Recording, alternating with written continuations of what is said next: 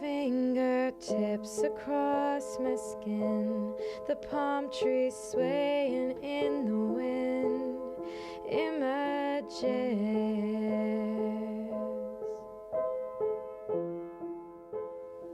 For my job, I work as a children's entertainer.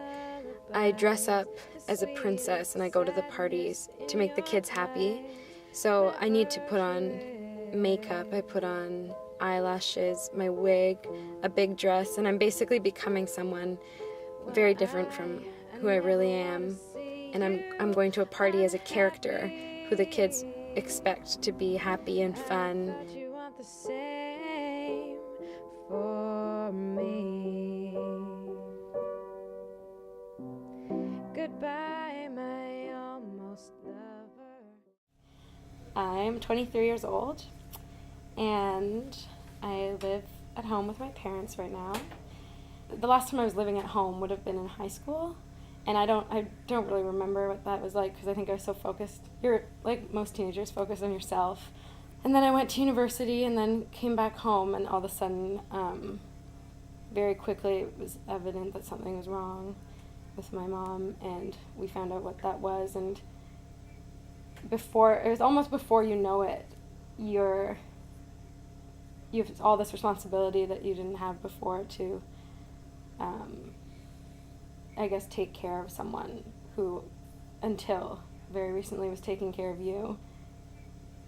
My biggest thing being here, and my parents would tell you this, is I get so stressed out because it's so messy, and it's like unstoppable. So I think my biggest frustration at home is the mess that's kind of, my brothers have accepted it, but I'm having trouble accepting it.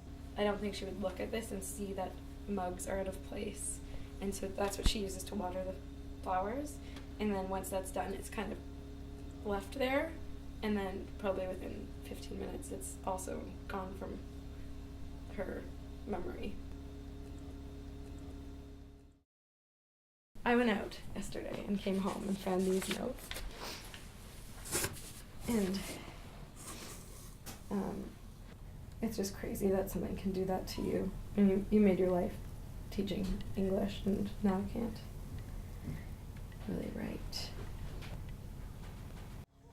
I'd like to move out. I'm at that point in my life when I feel ready. But unfortunately, I don't feel that I can right now because my mother 2 years ago was diagnosed with early onset Alzheimer's. I think people think that when I'm not out, that I'm just at home relaxing and like, oh, like that's nice, you're spending time with your mom, but people don't understand that it's a total role reversal, and my whole life has changed. The biggest change, I guess, to go back,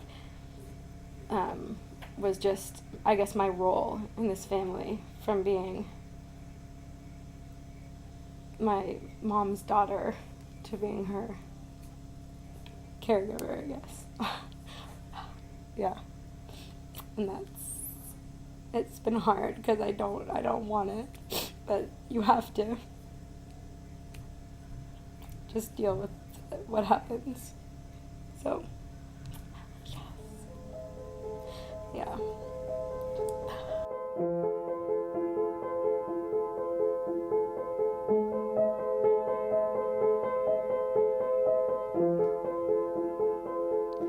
Your fingertips across my skin, the palm trees swaying in the wind, images.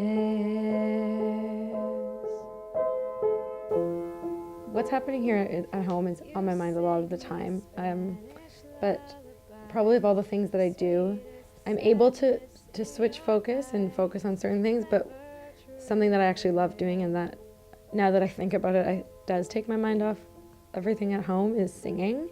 And I've always loved to sing, and it's more than just, I don't have a love of performing in front of people, it's more the feeling of when I'm singing.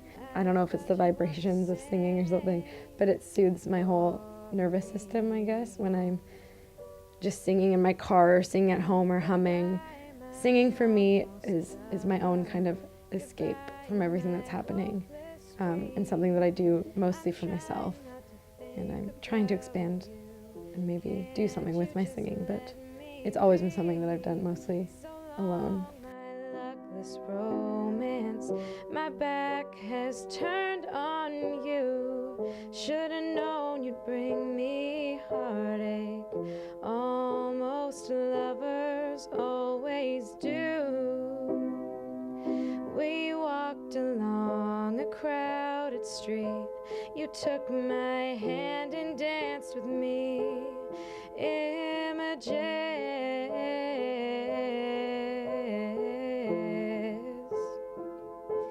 And when you left, you kissed my lips. You told me you would never, never forget these images. No. Well, I never want to see you unhappy.